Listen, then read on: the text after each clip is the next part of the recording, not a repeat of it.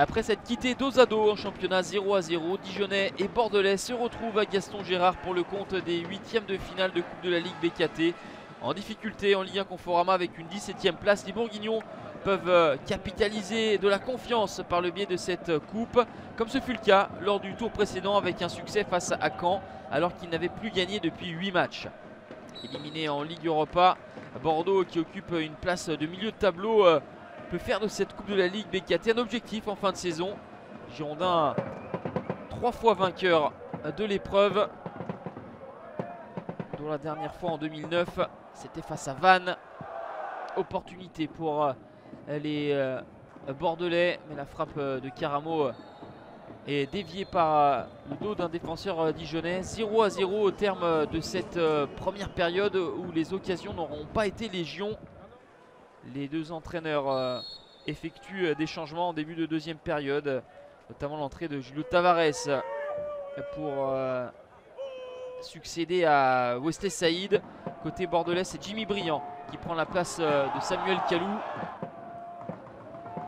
Situation pour les Dijonnais avec ce coup de pied arrêté.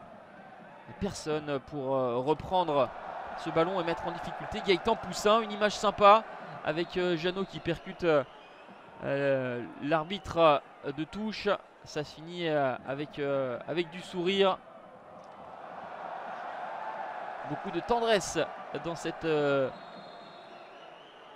bousculade entre Jeannot et l'arbitre de touche. C'est finalement la seule réelle animation de cette rencontre où il y a eu beaucoup de maladresse, beaucoup de déchets. On notera tout de même cet enchaînement assez intéressant de Jeannot. Dos au but, il parvient à se retourner mais croise trop sa tentative. Passer cette alerte, c'est au tour des Girondins de se montrer dangereux dans la surface de réparation de Runarsson. Le ballon de Plasil arrive dans les pieds de Thomas Bajic. Esselé. Ouverture du score des Girondins, la 66e minute, par l'intermédiaire de leur jeune croate de 22 ans, Thomas Bajic, l'ancien de l'Hajduk Split, qui se montre réaliste et décisif pour sa première titularisation. Lui qui avait cumulé 55 minutes en Ligue 1 Conforama. Il va mettre les Bordelais sur de bons rails.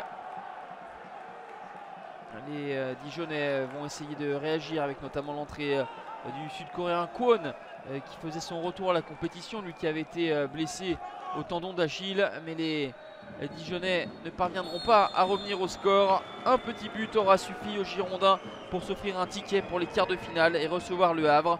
Dijon devra se replonger sur le championnat et son opération maintien.